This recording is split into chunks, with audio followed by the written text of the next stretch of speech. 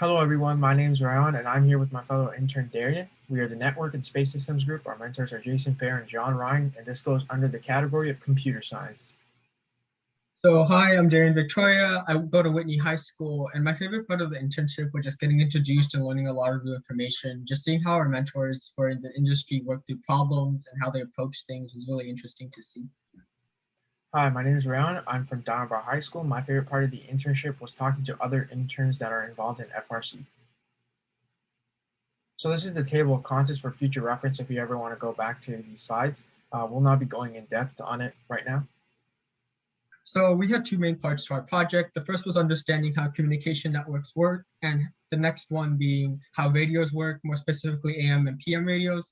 So rather than having like an overarching project that we worked on throughout the internship, we had a series of smaller tasks. So some of these tasks included messing around with MATLAB programs for AM and PM radios, learning how Linux terminals work through war games, and also reading through Violent Python to understand penetration testing and cybersecurity basics, and as well as learning how the OSI model works and doing problems like IP addresses and network mask problems to understand this.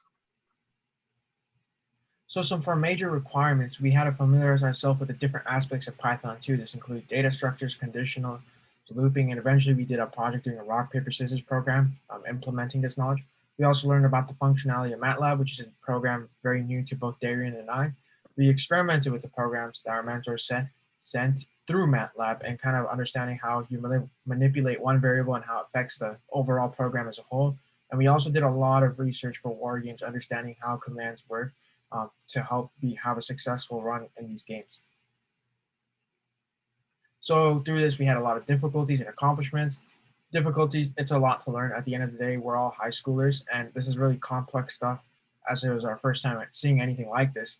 But we had our mentors there guiding us through, especially John with his analogies. That definitely helped. And the math behind it was pretty complex. Math is already hard as it is, and applying trig and calc in the real world becomes 10 times harder. And some accomplishments is that we completed most of Bandit, which was part of the War Games project, and we also taught what we learned during interns, teaching interns focusing on the OSI model.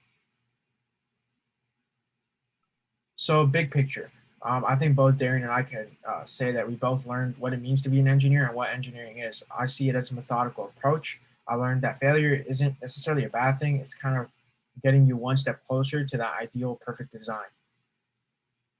To me, engineering really was how people approach problems and like the process in which these problems are fixed and the solutions that come out are further refined.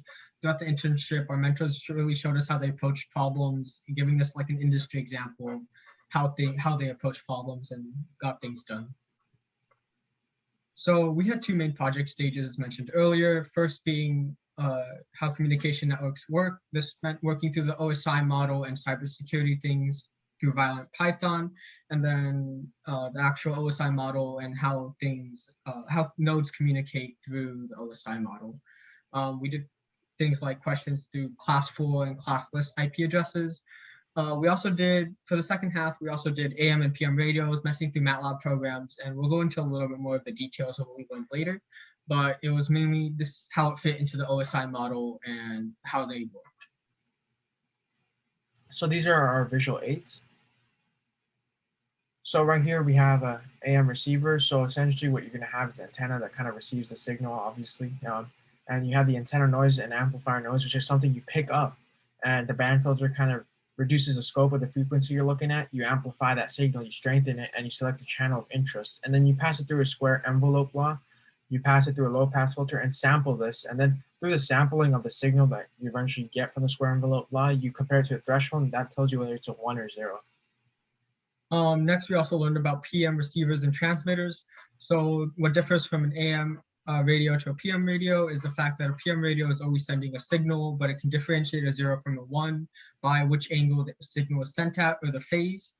On the screen, there's also a causal loop, which helps track the phase. Basically, it helps tell which phase it's in to track the signal.